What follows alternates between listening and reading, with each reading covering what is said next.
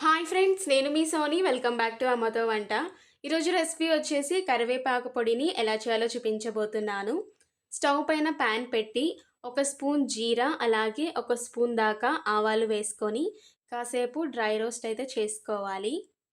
ఇప్పుడు ఇందులోకి ఒక స్పూన్ దాకా ధనియాలు కూడా వేసుకొని ఇవి కూడా మంచి స్మెల్ వచ్చి కాస్త కలర్ చేంజ్ అయ్యేంత వరకు డ్రై రోస్ట్ అయితే చేసుకోవాలి. మరి పూర్తిగా మాడగొట్టకూడదండి. కాస్త కలర్ చేంజ్ అయ్యి మంచి స్మెల్ వస్తే చాలు.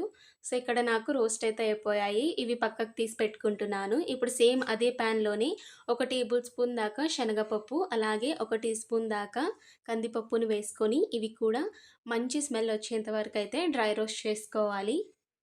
ఇప్పుడు ఇందులోకి ఒక 4-5 ఎండుమిరపకాయల్ని కూడా వేసుకొని ఇవి కూడా పచ్చివాసన పోయేంత వరకు డ్రై రోస్ట్ అయితే చేసుకోవాలి. అలాగే కొన్ని రెబ్బల కరివేపాకుని కూడా వేసుకొని ఈ కరివేపాకు కూడా బాగా రోస్ట్ అయ్యేంత వరకైతే డ్రై రోస్ట్ చేసుకోవాలి. ఈ ప్రాసెస్ మొత్తం మీరు మంటను సిమ్‌లో పెట్టుకొనే చేసుకోవాలండి. లేకపోతే మాడిపోయే ఛాన్స్ అయితే ఉంది. సో, ఇక్కడ చూసారు కదా, కరివేపాకు అయితే మొత్తం ఇలాగా డ్రైగా అయిపోవాలన్నమాట. సో, ఇక్కడ నాకు ఇవి కూడా నేను పక్కకు తీసి పెట్టేస్తున్నాను. ఇవి ఇప్పుడు మొత్తం పూర్తిగా చల్లారనివ్వాలి. ఇది పూర్తిగా చల్లారిన తర్వాత ఒక మిక్సీ జార్‌లోకి ట్రాన్స్‌ఫర్ చేసుకొని ఇప్పుడు ఇందులోకి మీకు టేస్ట్‌కి సరిపడా సాల్ట్, అలాగే హాఫ్ టీ స్పూన్ దాకా పసుపు, ఒక 4 వెల్లుల్లి రెబ్బలు, అలాగే కొంచెం చింతపండుని కూడా వేసుకొని సాఫ్ట్ పౌడర్ లాగా అయితే గ్రైండ్ చేసుకోవాలి. చూసారు కదా, చాలా సాఫ్ట్‌గా ఉండాలన్నమాట కరివేపాకు పౌడర్ అయితే. సో, అంతే అండి, కరివేపాకు పొడి అయితే రెడీ అయిపోయింది.